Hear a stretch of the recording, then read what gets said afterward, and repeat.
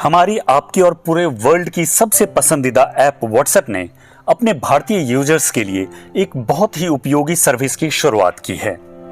अब metro train की service use करने वाले न सिर्फ अपना मेट्रो स्मार्ट कार्ड रिचार्ज करवा पाएंगे, बल्कि अपना क्यूआर टिकट भी व्हाट्सएप के माध्यम से खरीद पाएंगे।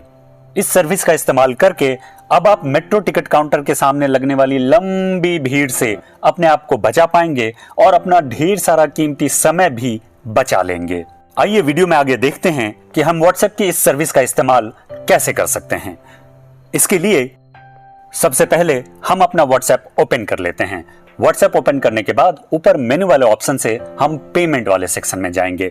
पेमेंट वाले सेक्शन में आने के बाद हम चैट विद द बिजनेसेस वाले ऑप्शन में जाएंगे और वहां से हमें जिस भी मेट्रो का टिकट कटाना है उसे सेलेक्ट कर लेंगे।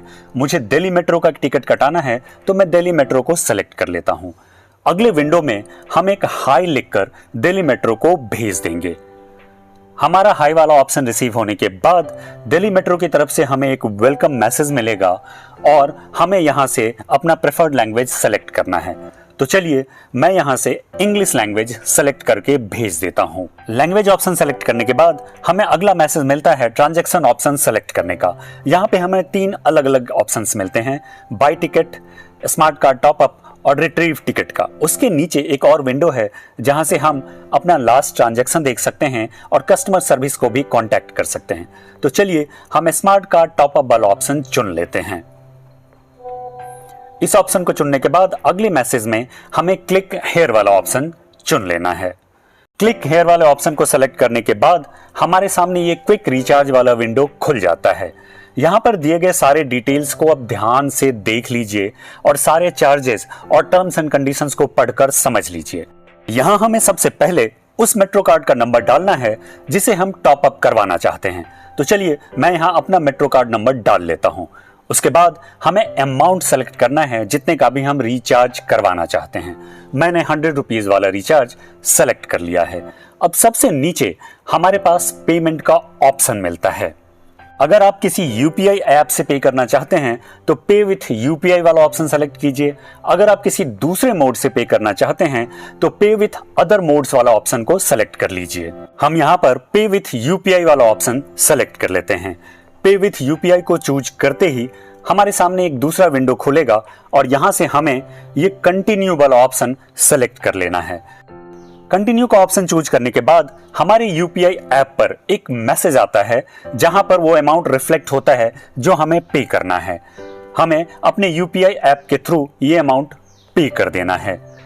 पेमेंट की कंफर्मेशन आने के बाद थोड़ी देर की प्रोसेसिंग होती है और फिर हमें दिल्ली मेट्रो कॉर्पोरेशन की तरफ से ये कंफर्मेशन मैसेज आ जाता है कि हमारे मेट्रो कार्ड का टॉप अप, हमारे मेट्रो कार्ड का रिचार्ज सक्सेसफुली हो गया है। ये तो था मेट्रो के स्मार्ट कार्ड को रिचार्ज करने का प्रोसेस। अब आइए क्यूआर टिकट खरीदने का प्रोसेस भी समझ लेते हैं। हम वापस से मेन पेज पर आएंगे और यहां से हाई वाला मैसेज लिखकर भेज देंगे जैसे हमने पहले भेजा था।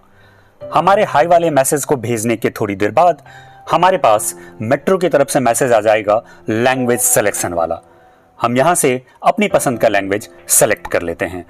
लैंग्वेज सिलेक्शन के बाद जो हमारे पास ट्रांजैक्शन वाला मैसेज आएगा इसमें से हम बाय टिकट वाला ऑप्शन सेलेक्ट कर लेंगे।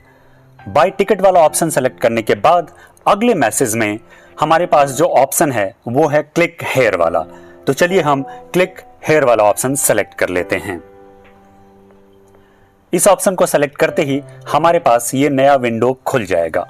इस टिकट विंडो में हम सबसे पहले सोर्स और डेस्टिनेशन वाले स्टेशंस को डाल देंगे, यानी हमें कहां से कहां तक जाना है वो वाली डिटेल डाल देंगे।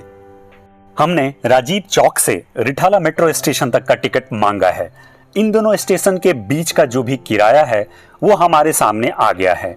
हम इसे अच्छी तरह से रिव्यू कर लेंगे और उसके बाद कंटिन्यू वाला ऑप्शन सेलेक्ट कर लेंगे। अगले विंडो में हमें पेमेंट मोड सेलेक्ट करना है। चूंकि हमें पे विथ यूपीआई करना है तो हम पे विथ यूपीआई वाला ऑप्शन सेलेक्ट कर लेते हैं। उसके बाद अगले विंडो में कंटिन्यू वाला ऑप्शन सेलेक्ट करेंगे। उसके बाद हमारे पास फिर से वो पेमेंट वाली लिंक आ जाएगी। इसके थ्रू हम अपने टिकट का अमाउंट पे कर सकते हैं। पेमेंट सक्सेसफुल होने के बाद हमें हमारा टिकट मैसेज के थ्रू हमें मिल जाएगा। तो अगली बार जब आप मेट्रो से सफर करें तो अपना टिकट व्हाट्सएप के थ्रू जरूर खरीदिएगा और अपना एक्सपीरियंस हमारे साथ कमेंट बॉक्स में लिखकर शेयर कीजिएगा। और हाँ दोस्तों, जाते जाते वीडियो को लाइक, दोस्तों के साथ शेयर और चैनल को सब्सक्राइब करना मत भूलिएगा।